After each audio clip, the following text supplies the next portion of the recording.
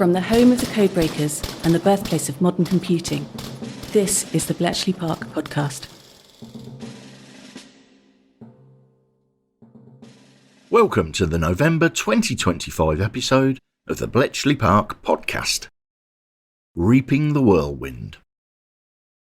During the second half of World War II, the Allied air forces launched a large-scale heavy bomber offensive against German cities and war industries.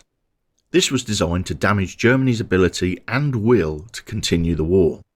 It also represented a way for Britain and the USA to support the Soviet Union before the D-Day invasion. The whole campaign was guided by intelligence to identify the right targets, determine how badly they were damaged, and assess the effects on the German war effort. This huge undertaking taxed Allied intelligence capabilities to their limits. It has since become one of the many contended issues in the debates around this costly and controversial campaign. In this It Happened Here episode, we're joined by Research Officer Dr. Thomas Cheetham to explain the ways signals intelligence from Bletchley Park did and didn't guide Allied bombing strategy. Our thanks go to Owen Moogan and Sarah Langston for voicing our historical documents.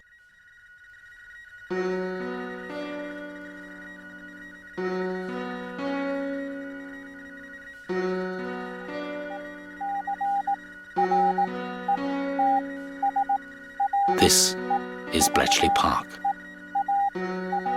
It happened here.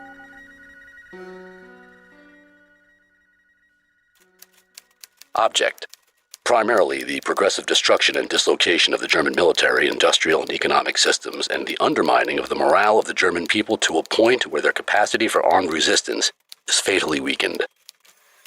Every opportunity to be taken to attack Germany by day, to destroy objectives that are unsuitable for night attack, to sustain continuous pressure on German morale, to impose heavy losses on German day fighter force, and to conserve German fighter force away from the Russian and Mediterranean theaters of war. Now, Tom, that piece we've just listened to is what becomes known as the Point Blank Directive. This is put together at the Casablanca Conference in early 1943. Now, it's quite plain what targets they need to be bombing, but how do they find out what these targets are? It's all well and good saying this is what you've got to go and bomb. How do the two air forces know what to bomb? So there's so many ways of splitting up this problem. Right. That's what I found really interesting when I was looking to doing the research for this episode. The intelligence problem that supports bombing is not one-dimensional. The basic problems are target identification and damage assessment. What are you going to bomb, and how are you going to know that you've hit it? But you can split both of those up into kind of large scale and small scale. You've got the identification of specific targets, specific factories, rail yards, oil plants, whatever, and whether you've bombed them effectively enough to put them out of action. And then you've got the large scale picture. What are the broad target sets, you might call them, which you want to attack, which might make a difference to the strategic picture and damage Germany's ability to continue the war?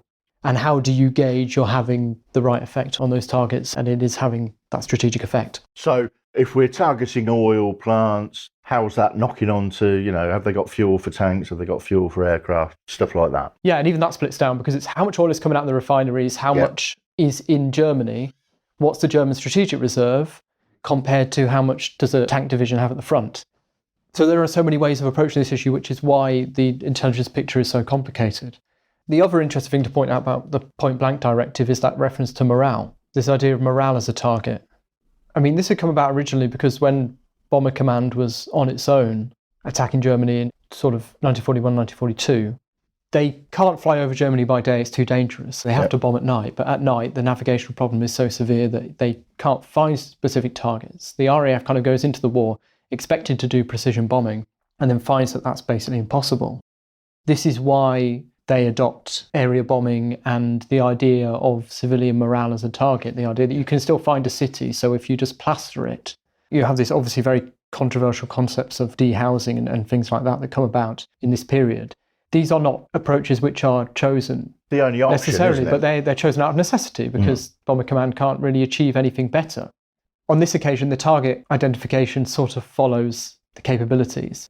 Then there is a hope that if the cities are bombed enough, then general disorganisation and general demoralisation of the population will have an impact on industries, even if you can't actually hit a factory. Or if you've thrown off bombs at a city, you might hit a lot of houses, but you also end up hitting the factory sooner or later. These are the RAF kind of making the best of a bad job in terms of what its capabilities are. By 1943, and by the time the Americans join in, really, the Bomber Command is getting a lot better, and you see very heavy raids hitting Germany during 1943, thanks to heavier bombers, better navigational systems especially. Even then, though, you look at how big Germany is and how many cities are in Germany, and you think about how, even if everything goes perfectly and Bomber Command can heavily damage a city every few nights, how often can you keep hitting that city to keep production down? It's quite clear that the number of possible targets in Germany are just too many, too varied, and too dispersed for the Allies to hit all of them, even if they had 4,000 bombers or whatever the aspiration is, which they never achieve, by the way. No, I mean, when they do, say, like with Cologne or Hamburg, it's for a very short period, and it's a real sort of hit because it's so severe. But, you know, the evidence since the war has proven that they might have knocked out 70% of the housing or something, but within 3 months, everything's back up and running again. Yeah, definitely, if not weeks. So the problem the Allies have is a really severe one in terms of how to use their bombers properly. And that's why you get this focus on particular target sets, starting off with point blank and thinking about the Luftwaffe as a target, the German Air Force. There's other considerations too, because a big motivation behind point blank is thinking about Overlord and the fact that wherever the invasion takes place, it's going to need air superiority. And therefore, the chiefs of staff decide they need to take the Luftwaffe out of the picture. And the best way to do that is to bring them into combat by attacking targets which they can't afford to not defend. And the targets that they can't afford to not defend are aircraft factories and their own airfields. So this is behind most of the American operations. Through the cold of the English early morning, the combat crews go to their mess. They have no idea where they're going yet, but they know they'll be taking off in about 4 hours. The 4,000 men who will go on this mission all know it will be a rugged deal. For some of them, it's their first mission. Others are veterans of many. Happy to get through. Now, at all the groups in the Bomber Command, the air crews are assembling in the briefing rooms to learn the target for today. Okay, boys, let's go. Target for today is Ankman. Specifically, you are to destroy the Arado factory. This plant manufactures aircraft components, principally wing and tail assemblies for the Focke-Wulf 190. The parts are then shipped to New Brandenburg for assembly. I cannot stress upon you too much the importance of this target. If it is successfully destroyed, it will have a very serious effect on Germany's aircraft production. Light, please.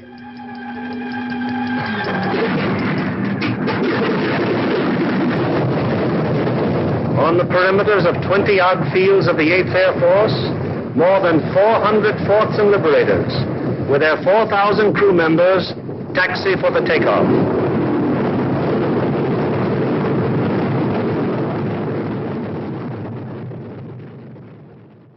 Later on, they turn their attention to oil targets because they know fuel is a problem for the German military. And that's a major focus during 1944. And then after D-Day, there's also a focus on transportation targets, looking at those rail yards, canals, pieces of infrastructure that are used to move materials around Germany. And they're identified as targets which, if taken out, have a disproportionate impact on the German war economy. What this means is, from an intelligence point of view, early in the war, or in maybe the first half of the strategic bombing campaign, there's a belief amongst the intelligence authorities in Britain that you can analyse the German war economy to a level of detail that enables you to kind of determine when it will crack. And you have the Ministry of Economic Warfare coming up with its forecast for production in all the German key industries. They're using lots of what we might call open source intelligence for that now, things like press reporting, information they're gleaning from their diplomatic missions in neutral countries, tidbits of information from POWs, enemy propaganda, and everything they know from before the war, of course, about how the German economy is set up. And this idea that if you're plastering the cities and you're trying to cause that general kind of moral collapse, then you will be able to determine through good intelligence when the enemy are reaching that point.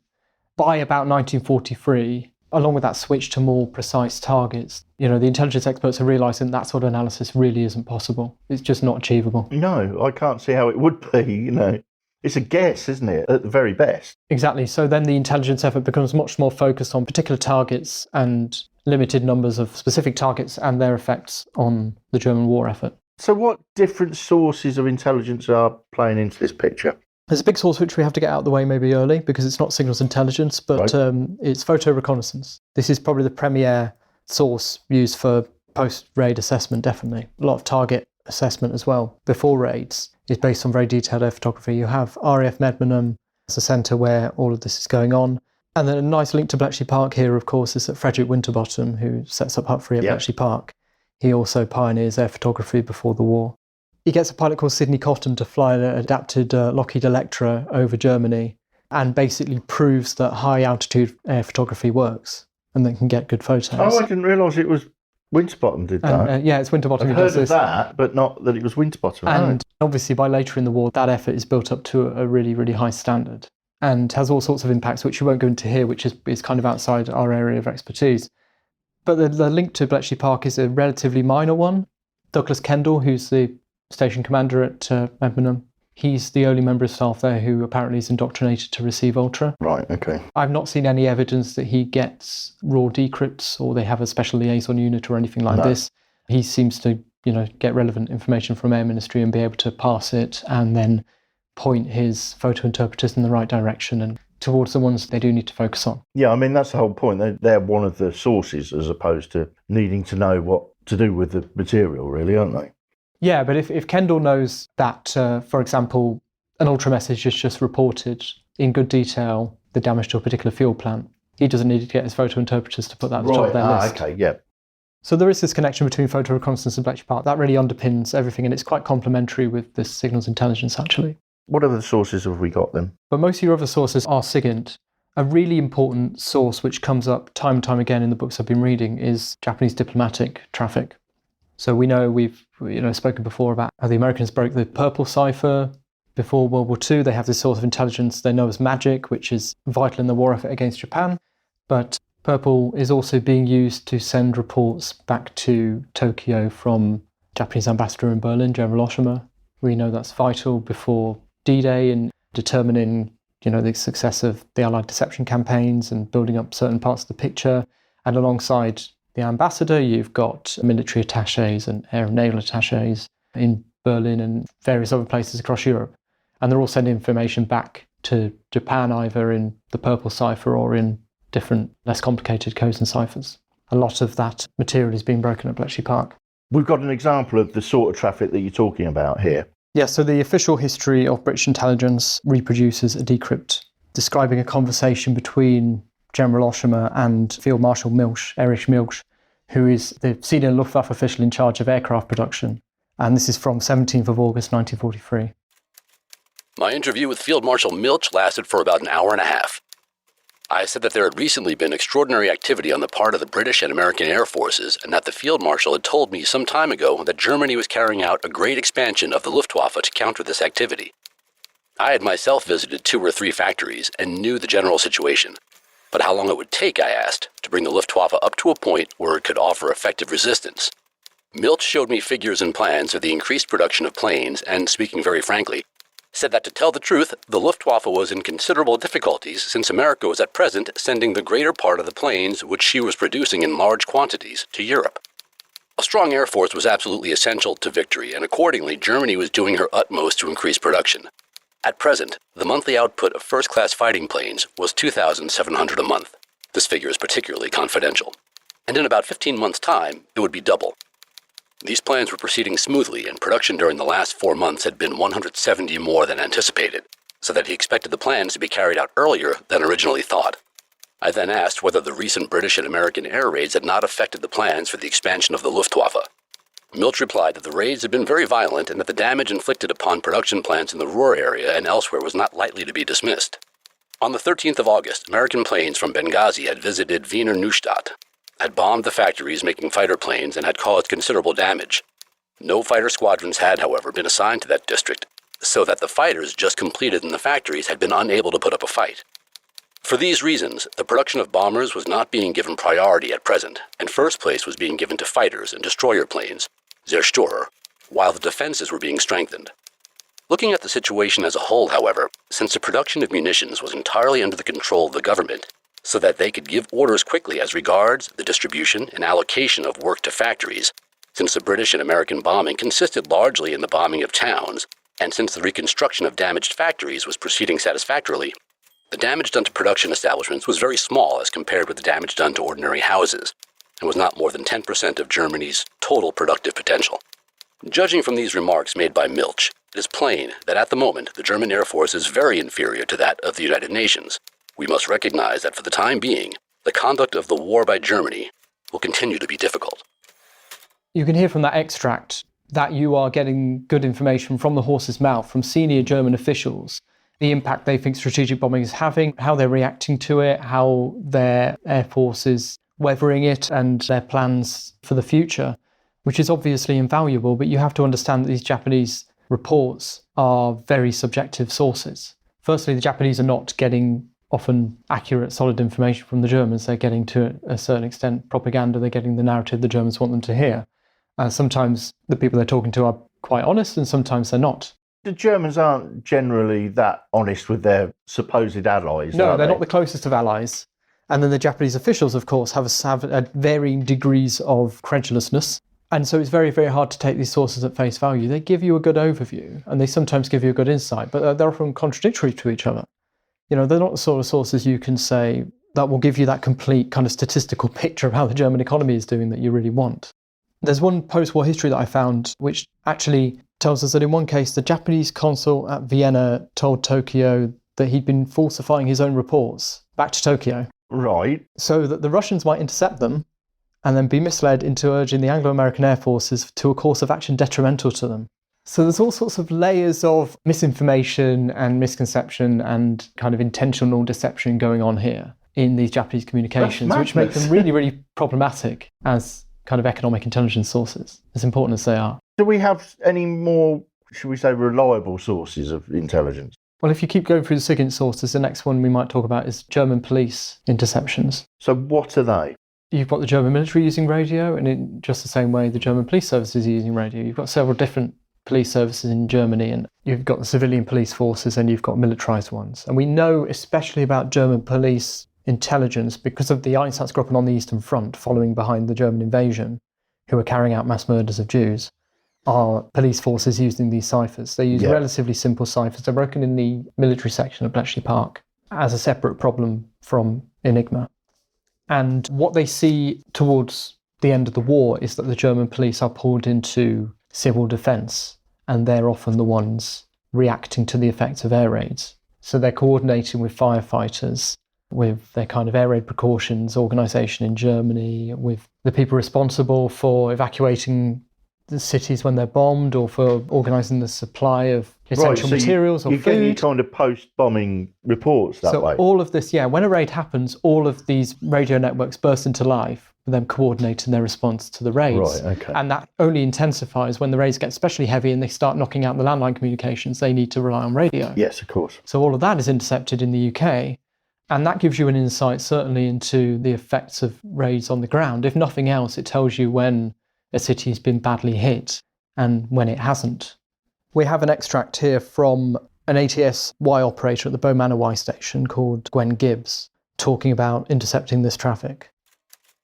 At the beginning of 1944, there was no actual fighting in France, apart from some sporadic bursts of activity caused by small raids.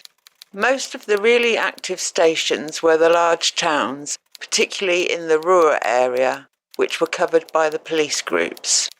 They worked a different system from STAR, as there was no actual control, and each station was individual, although they had links to other stations, particularly Berlin. I started on one of the police groups, which were always very busy on the evening and night shifts because of continual bombing raids on the main towns. With the later daytime raids by the American flying fortresses, it became almost a round-the-clock operation. The main towns my group covered were Hamburg, Hanover, Essen, and I think Bremerhaven. One night on Hanover it was frantic. There were two of us hard at it and we took turns in taking the message or the log. I was logging at the time when suddenly one of the stations broke procedure and gave an uncoded message in klartext, clear text. I called our supervisor, who understood German. He said that the sender was saying that they had run out of water because the bombing had caused a firestorm. What about what we think of more traditional ultra sources? Absolutely. So this is quite a complicated question to answer, but ultra definitely feeds into the picture. Go for it. It's vital. So if we're thinking about those different questions you want to answer, ultra is one of the most important ways of working out what your big strategic target systems are. So as early as, I think, early 1941, the RAF issues a directive to Bomber Command saying attack aircraft plants, because we know from our order of battle information based on ultra that the Luftwaffe fighter arm is relatively low on planes, so if we hit the aircraft factories, we're going to exacerbate that shortage. And this only continues. The Allies at every stage, certainly by the second half of the war, have almost perfect sort of operational level intelligence on the German air forces. So they know, if you either day fighter or night fighter forces, they know what the bombers are going to be up against, they know where those aircraft are based, they know how many of them there are, they know what condition they're in to fight. They can make all these very important tactical decisions with almost perfect knowledge of what they're up against. It doesn't mean they always have the perfect big picture of the Luftwaffe, mainly because a lot of the Luftwaffe is on the Eastern Front, and the coverage on the Eastern Front is not great. It never is, because they just don't have the intercept capacity to pick up all those signals. So you can't necessarily use ultra to prove that your estimates for the size of the Luftwaffe are perfect, or to plot everything out. But certainly, in terms of what forces the Germans have in the West and in Germany itself, they have a very good idea of how they're organised. And this means when you have that point-blank directive that says target the German Air Force, you can use ultra to gauge the effectiveness of that campaign with quite a lot of success. When you're thinking about target sets to attack, ultra supports that as well. It gives a sense of concerns amongst the enemy ranks about particular shortages. So before they really start bombing oil, one of the reasons they know oil is possibly a vulnerable spot is because the Germans are sending messages to each other about fuel shortages, or are laying down economy measures, saying training units shouldn't use too much fuel because it will reduce our strategic oil stocks. Again, Japanese diplomatic messages contain lots of references like this as well. General concern about oil levels, which is evident even before you start bombing those targets, helps you justify the targeting decisions you're making. So if you read a load of reports that said we haven't got enough tanks for this attack, then you might start focusing on tank plants. It would point you in that direction. Yeah. So you're looking for things to exacerbate their problems. That's exactly right. And what you see, of course, in ultra is that as the oil campaign takes effect, as shortages become more severe, you see that coming up in the operational traffic and in the order of battle information that you have. You can see the German units dwindling away. You can see the Luftwaffe dwindling away. You can see that army units are restricting the amount of transport they have available because they're short on fuel. You see that operational impact at the front line. Sometimes you can also use ultra for direct post-damage assessment after raids. Similar to how they do with the police networks. Exactly. Again, especially once those landline networks start being hit, being damaged by the bombing, the military authorities report on the damage to civilian industry. But again, these are quite problematic sources. So I've got another quote from that post-war history that I used earlier, talking about ultra intercepts that mention the damage done by raids. It says, it should be pointed out most of them are of little value in assessing the actual damage done. They originate haphazardly from the smallest local to the largest regional command. Most of them are sent too soon for even experts to appraise the actual damage. What's more, our targets are usually industrial, and these are strictly military reports from men who had no way of assessing the actual industrial damage and often had an obvious concern to minimise it, as the defence was their responsibility. So the best of our damage assessments came from other sources. So what you're getting is like decrypts from the flak unit defending an oil refinery, saying the refinery was badly hit, in kind of vague terms like that. And what does that actually mean in practice? Again, it helps you know your bombers made their way to the target and did something. But in order to get a good idea of that damage, and then you can start making estimates about the amount of time it will take for the plant to be repaired, and how production might fall in the meantime, and start making those statistical deductions. You're going to have to draw on other sources. So that's where your photo reconnaissance comes in especially. The Nazis entered this war under the rather childish delusion that they were going to bomb everybody else and nobody was going to bomb them. At Rotterdam, London, Warsaw, and half a hundred other places, they put that rather naive theory into operation. They sowed the wind, and now they are going to reap the whirlwind.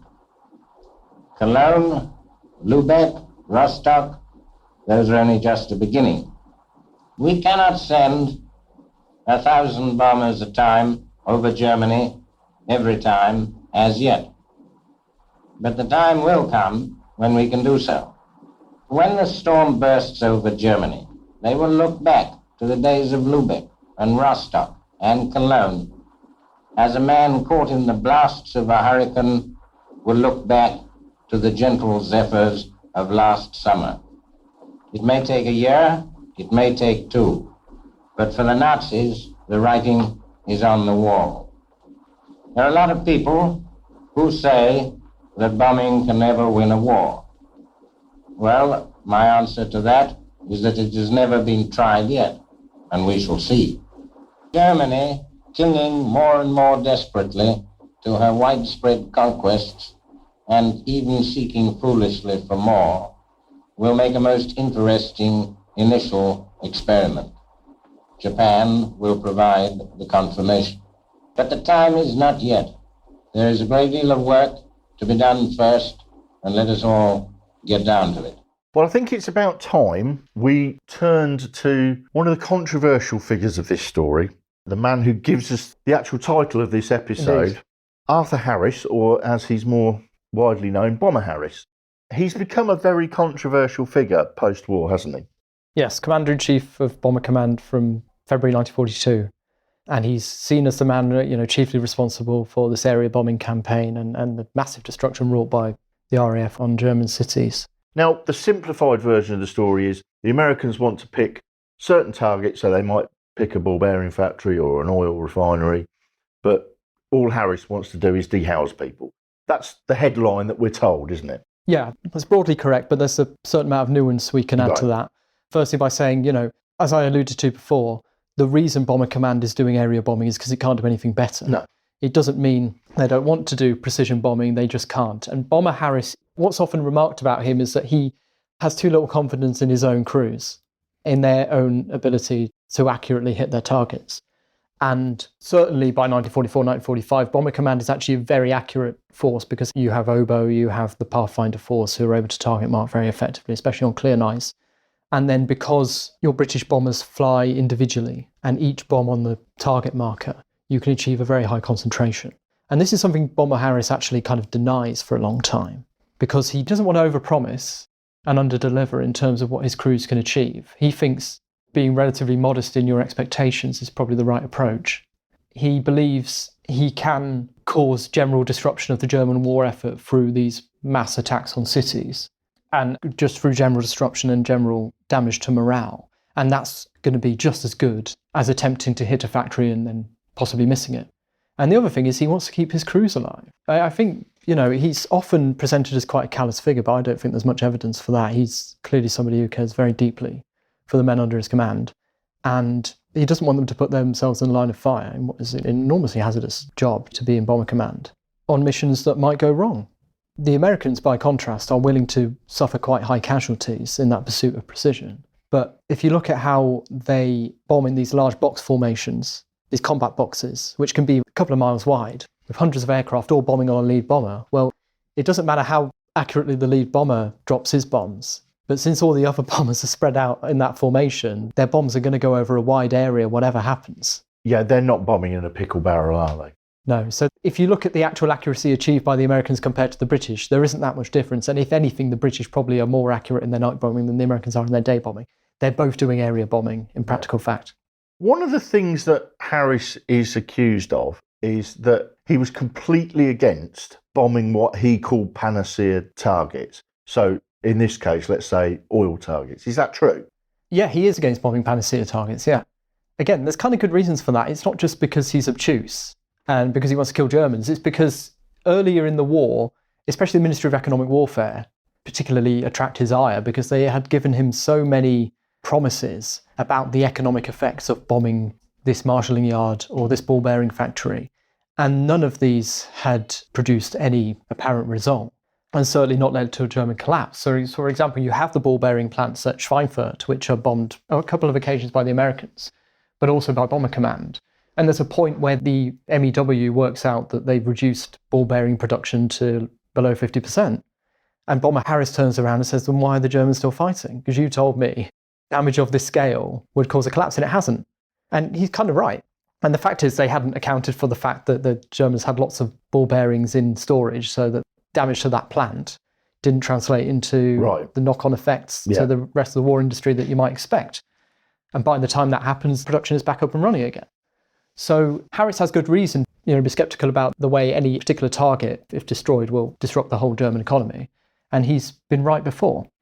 So when it comes to late 1944 and he gets these directives down from the air staff to hit oil targets, he's resistant and wants to continue bombing the cities. It's worth pointing out that he does bomb those oil targets, something that Seb Cox at the Air Historical Branch has pointed out on quite a few occasions. By the end of 1944, all of Bomber Command's oil targets have been attacked and destroyed. So he does fulfill his directives when ordered, but it doesn't mean he won't have the argument. Yeah, because, the early part of 1944, basically Bomber Command is given over to Schaeff in preparation for D-Day, isn't it? And he completely follows those orders until he's released from Schaeff Command. Yeah, what's kind of surprising is that Bomber Command is the kind of big advocate of strategic bombing that can win the war on its own, and yet he gets on very well with Eisenhower, and when Eisenhower asks for tactical support from heavy bombers, he gets it, and they actually have a very good working relationship and think very highly of each other, which is perhaps surprising. But Harris can separate out his feelings about how the war should be fought from his personal relationships with various people. He's quite capable of doing that. Press home your attack. If you individually succeed, you will have delivered the most devastating blow against the very vitals of the enemy. Let him have it right on the chin. Send that message to all groups and stations. That was how Air Marshal Harris, Commander-in-Chief Bomber Command, gave his instructions for the largest air raid the world has ever known. At aerodromes up and down the country, well over 1,000 British-built bombers were being prepared for their journey over the heart of Germany's biggest industrial centre, the Ruhr.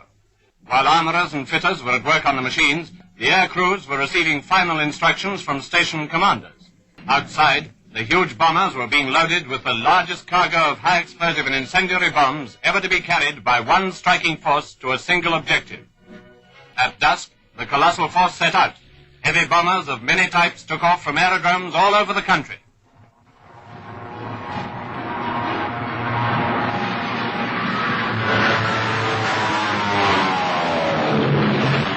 Only perfect staff work could have achieved the devastating success of this raid. For something like an hour and a half, bombs were dropping at the rate of about 20 tons a minute. Just work that out.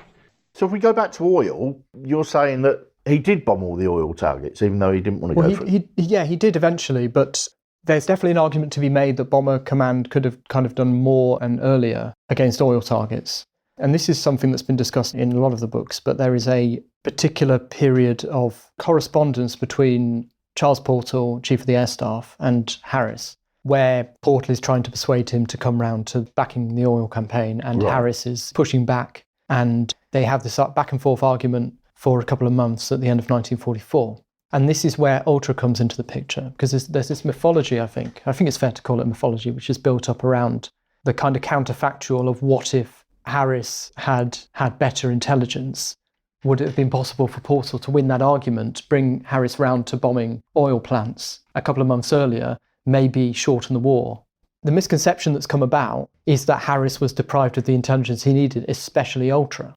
And I think this is really interesting because it rests on these misconceptions about what Ultra is, the sort of information it gives you, and how it's disseminated, which are quite useful to delve into. The chief people we're talking about who this comes from is firstly John Stubbington, who's written a couple of books about RAF support for Bomber Command. And he's broadly critical, for quite good reason, about how, and we talked about this in the previous episodes, about how long it takes Bomber Command to get good tactical intelligence from Bletchley Park, those BMP reports that we were talking about in the other episodes. And he kind of extends this argument to Ultra, which is a different kettle of fish at the end of the day.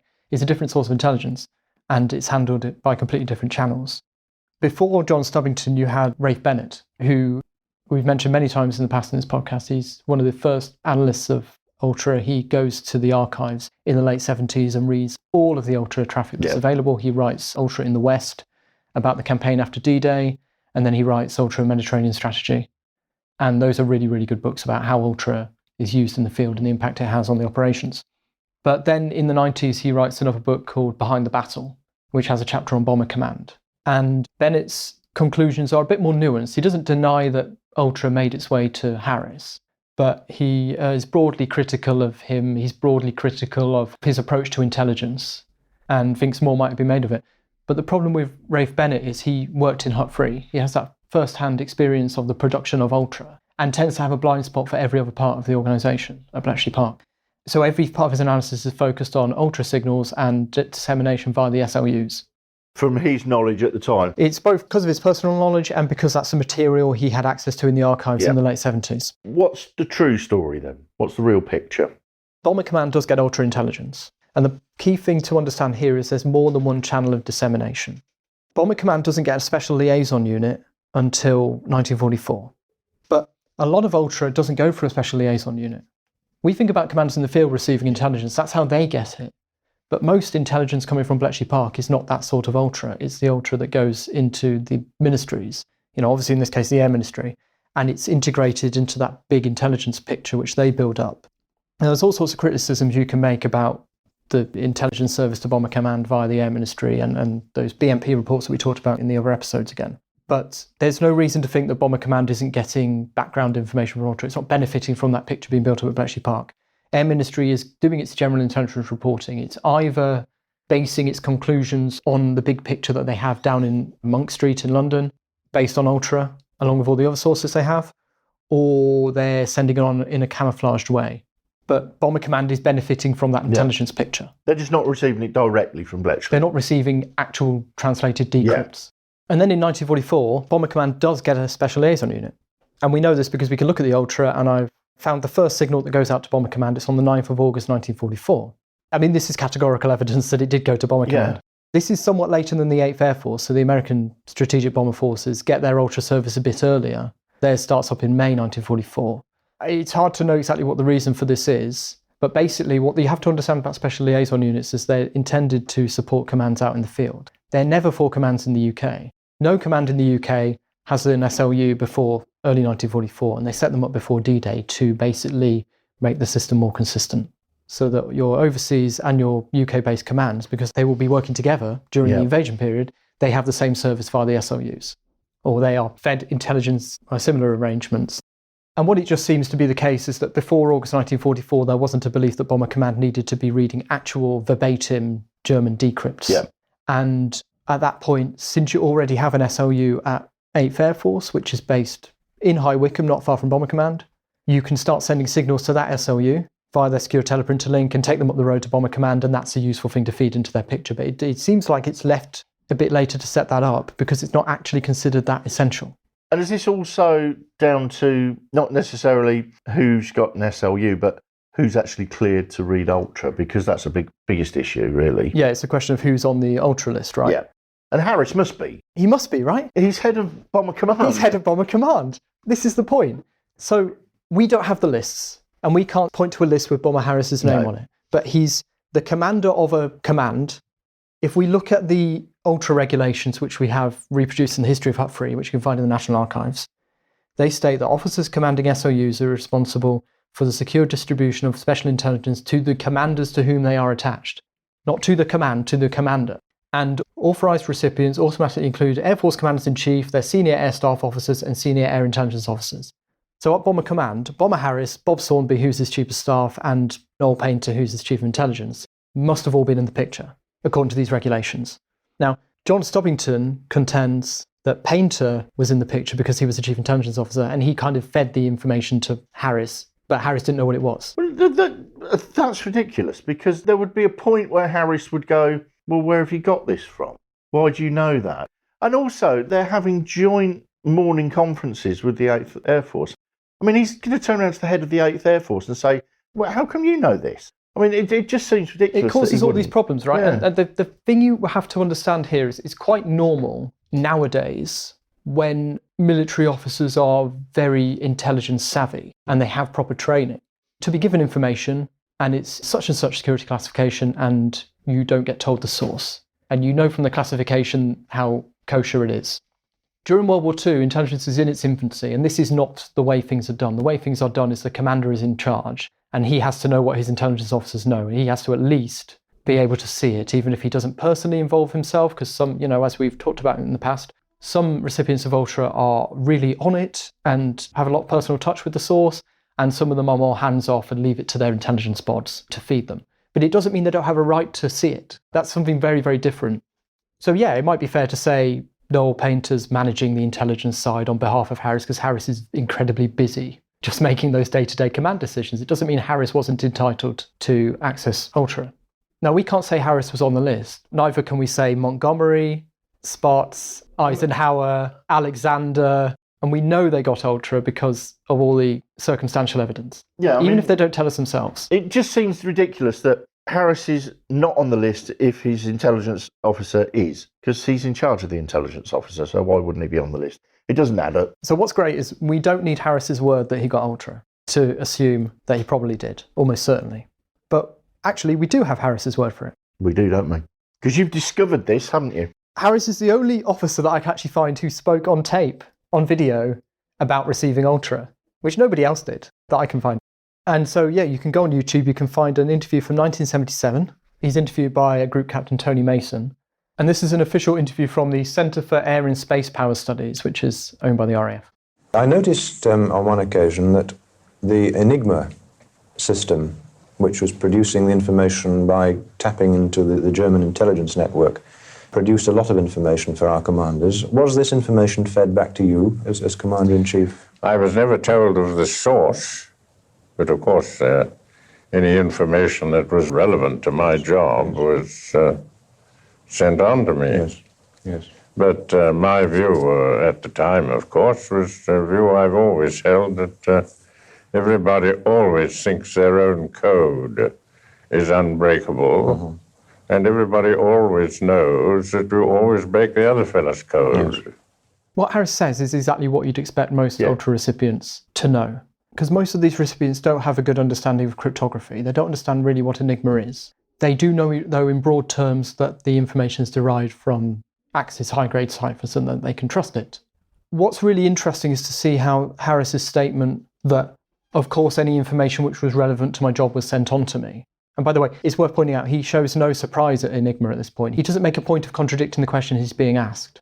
He doesn't say, no, Enigma, I've never heard of it. He just simply says everything relevant to my job was being sent on to me.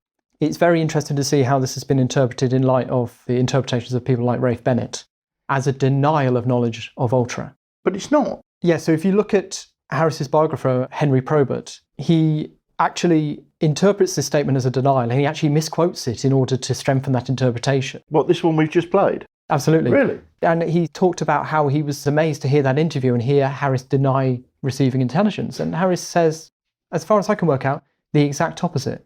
And the problem is now these statements are out there from Rafe Bennett, from Henry Probert. They're repeated in many of the books without any further interrogation. When Harris says, I was never told of the source, you can read that as a denial of knowledge of Ultra. I was never told of the Ultra source. But I think a more plausible reading is to say he was referring to the technicalities of the cryptanalysis, and he was saying, I never knew of the source of Ultra, but I did know of Ultra. I didn't know this was coming from such and such a German ministry or from a police or such and unit. Such a cipher key. Yeah. Why would he? No. Because it's not his job to know. He doesn't need to know that, but he does know of the source. But that sort of former, that negative interpretation is the one that's been chosen by Henry Probert, consistent with the interpretation of Rafe Bennett.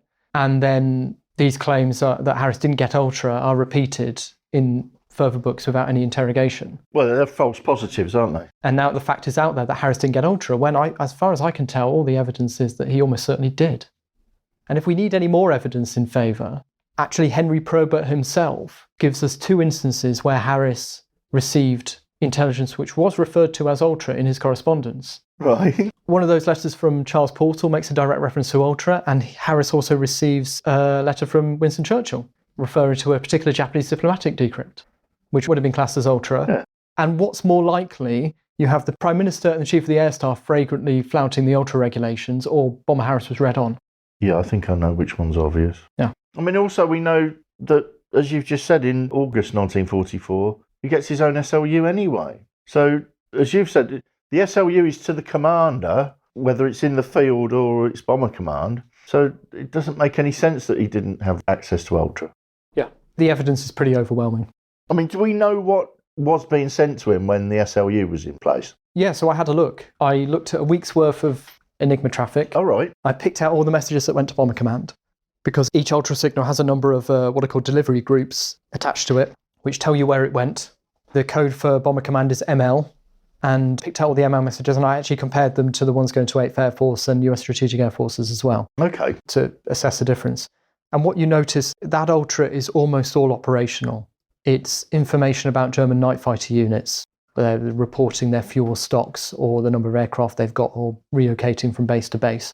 It's filling in that order of battle intelligence that I talked about earlier, the fact that Bomber Command knew what opposition it would be facing night by night. And you have odds and sods about all sorts of things that might impinge on operations. So you have reports of the movements of ships in case a crew comes down in the sea and then it has to be passed on to the Air Sea Rescue Service. You have information about air-launched V1 operations in case they're going to run into them on the way back from their bombing.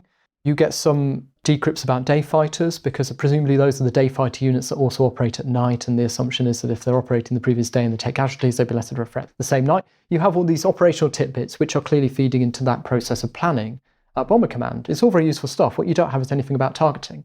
You don't have anything about the oil campaign, because that's not the sort of red-hot tactical intelligence which the SLUs are designed to disseminate. So the point here is that if you contend that Bomber Harris might have been persuaded to hit oil targets more heavily if he had got better intelligence, it would have made not the slightest bit of difference if he'd got an SLU earlier in 1944, because that wasn't what they were disseminating anyway. No.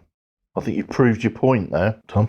What you have to conclude is that if Harris was being obstinate and refusing to hit oil targets, and that's debatable because I say those targets were hit by the end of 1944, and actually in 1945, something like 25% of Bomber Command's tonnage falls on oil targets, so he's on board by that stage. Yeah.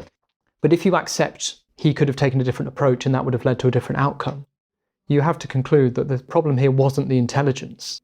He was getting the intelligence he needed. Portal was able to refer in his correspondence to, I think, what he calls the irrefutable evidence of SIGINT in favour of bombing oil targets. And the reason that Harris doesn't play along is because simply he doesn't want to do that. He doesn't think it's the right approach. That would have been his opinion, no matter how much intelligence he would have got. So this counterfactual that maybe Bomber Harris could have been won around and the war would have been shortened if Air Ministry had done a better job of feeding intelligence to Bomber Command doesn't seem to hold any water at all. It's just wishful thinking. It's people who are morally opposed or morally uncertain about the rationale behind strategic bombing, begging the premise to try and imagine up a counterfactual where Harris might have been brought round to taking a different approach, which might have saved German lives and it might have shortened the war and saved British and American lives as well. In the greatest blitz on Germany, Allied airmen link up their attacks with Marshal Stalin's armies. British bombers head for Dresden, the Saxony bastion of the Nazis along the Eastern Front.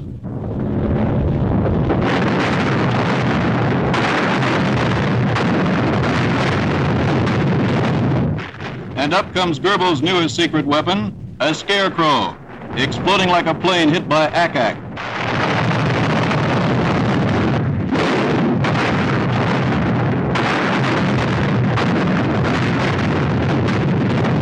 .800 RAF Lancasters splash 650,000 incendiary bombs on transportation lines in Germany's 7th largest city.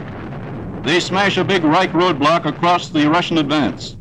Damage to Dresden, hampering the Wehrmacht, helps Konev's forces 70 miles away.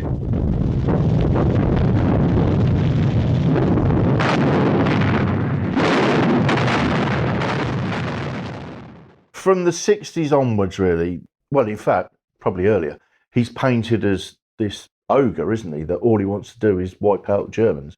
And the prime example of this is always given as the bombing of Dresden. And that proves, there was no need to bomb Dresden. It was just as a whim by Harris that he wanted to wipe out another German city? It's hard to find a specific intelligence rationale for the raid. Okay. I think the debate about whether it was a legitimate target is one that's still open. Dresden was a transport hub. It did have war industries. It wasn't bombed just because it was there. There was an Allied plan to bomb cities which were not too far from the front line in eastern Germany, which had not been previously bombed. That comes about in the middle of 1944 in the first instance, but then they decided to go ahead with it in January 1945. Dresden was in those discussions. Do the Russians ask them to bomb it? The Russians, I don't think the Russians specifically are involved in those discussions, no. It's basically the Allied air forces, with the support of Winston Churchill, it must be said, decide to go ahead with raids on cities in eastern Germany and on Berlin as well. There's a whole series of raids. Places like Leipzig and Chemnitz as well are also bombed. The reason Dresden stands out is because everything went perfectly for the Dresden raid. The target marking is accurate. It's clear weather. The bombing is very, very concentrated. You get that firestorm effect and the casualties are enormous. The other reasons the raid is so notorious is because the city was seen as having particular cultural value and because the Nazis make such use of that in their propaganda immediately afterwards. And this is where we still hear these ridiculously inflated casualty claims that are straight from Goebbels' propaganda ministry in the days after the raid. You compare this to some of the other raids going on at the same time. There are raids which are nearly as heavy and as damaging on different cities which nobody has ever heard of. There is a raid on Chemnitz the following night, which is a repeat of the Dresden raid, operationally speaking. But the difference is, in that case, the weather is bad, the target marking fails, most bombs fall outside the city, so Chemnitz doesn't get the same treatment as Dresden. But that's just a matter of luck. It's not because Dresden was singled out. And it's another interesting fact that the US Air Force, in the initial plan, was due to bomb the city the day before the RAF did. But the American raid was cancelled, and the RAF raid went ahead that night when the weather cleared up. And it's interesting to speculate whether, the reputation of Harrison Bomber Command would be so bad now if the Americans had been the first to bomb Dresden, and if Bomber Command had just turned up later that same night to bomb the rubble. Well, the Americans do the opposite, don't they? They turn up the next day. They turn up the next day, yeah. And they tend to get very little stick for it. Does Dresden show up in any of the Ultra material at the time? Not in a big way that I've been able to find out. It does seem that there is a bit of a flap in the Air Ministry just before the raid, looking for a pretext. Before the raid? Yeah, indeed. So what seems to happen on the day before the raid is that the US 8th Air Force, which is due to go first, puts about a story that there are German troop concentrations in Dresden. This is referred to in the official history, but it's discovered that there is kind of nothing in this story when the people involved try to get to the bottom of it.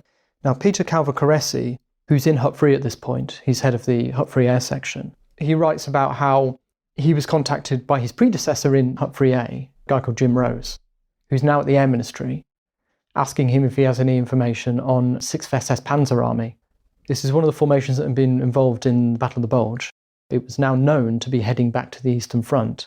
And this is one of the problems Hut 3 was grappling with, is trying to work out which way they were going, because they don't know what route that formation is taking. Possibly through Dresden, possibly by some other route. So Jim Rose says, do we have any evidence that 6th SS Panzer Army are passing through Dresden? And Calver-Caresi replies, no, we don't have any specific evidence. That doesn't mean they aren't, because Ultra is never a negative source necessarily, but we don't know. And if I quote from Calver-Caresi, he says, Jim Rose replied that Dresden was to be heavily attacked and the movements of 6th SS Panzer were the pretext. He said that if I were entirely certain of what I told him, he would get onto the Allied air commanders and tell them that these grounds for bombing Dresden were not valid. I reiterated that we now knew what the orders to the army were, but as usual could not rule out the possibility, however unlikely, that these orders could be changed or cancelled by telephone or by some other means not open to Ultra intelligence. So it seems that maybe had Ultra been available that was more specific, it could have been used to halt the raid. But as it was, the raid went ahead. And actually Calver-Caresi, he's writing a long time after the event anyway, so how much credence you can give to the story is kind of unclear. But he, expresses doubt that the intelligence was really going to be decisive in the decision at any point.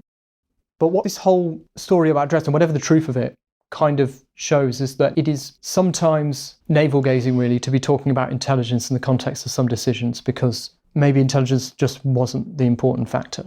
These debates over intelligence and strategic bombing, they do rest on the assumption that there was good intelligence, or there was a possibility of having good intelligence, and that it would have been listened to and it would have made a difference to the conduct of the campaign. And I don't think either assumption is really valid, because the intelligence problems are enormous, probably not completely solvable, and the Allied air commanders are going to do what they're going to do, in some cases, whatever the intelligence tells them. That assumption that Ultra knew everything, that if you had an SLU, you had the full picture, if you didn't have an SLU, you knew nothing, lead to all these misconceptions and lead to really skewed picture of how the decision-making was happening. The reality is, if we look back to Harris again, he had ample evidence had he wanted to find it or believe it. And his superiors had ample evidence to order him, by the way, to attack oil targets. And if he chose not to, that was for his own reasons. It's a point that's been made by others. If Harris refused to do what his superiors were telling him to do, they were well within their rights to fire him, and they didn't. But whatever was going on here in these debates, intelligence is not the decisive factor. And it's kind of, as experts in the field, are flattering ourselves if we think that it always is the decisive factor, because sometimes there's just other things going on. Out of the west, 1,350 American bombers of the 8th Air Force streaked their vapor trails into the dawn.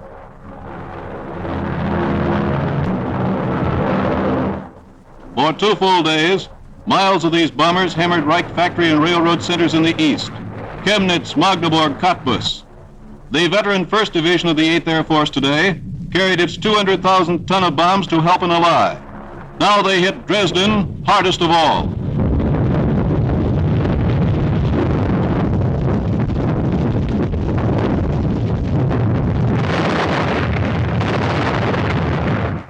The Blitz here, blasting away for the Russians now 45 miles away, links the two-front Allied drive from east and west on Berlin.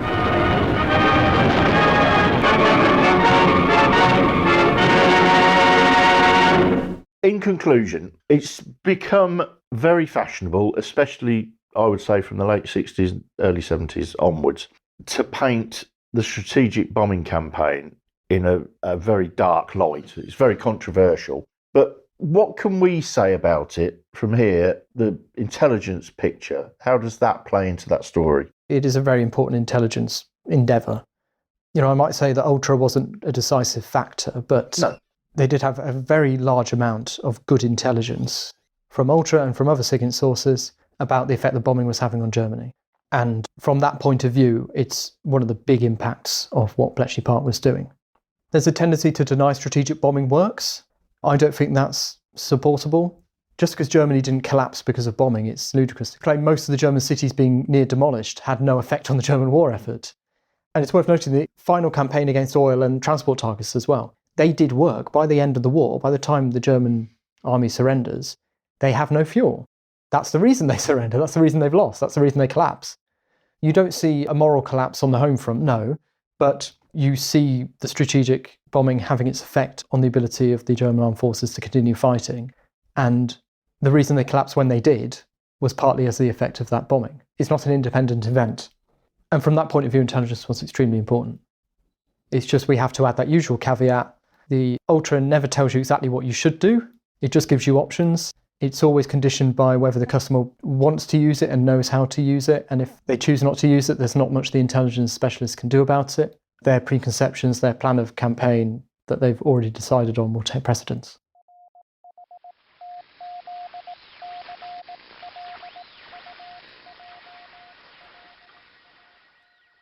Thanks to the paid and volunteer staff, visitors and veterans who took part in this podcast. To find out more, go to bletchleypark.org.uk. You can follow Bletchley Park on Twitter, Facebook and Instagram. This podcast is produced for the Bletchley Park Trust by MC Fontaine and supported by Audioboom. If you like this podcast, please leave us a review on iTunes.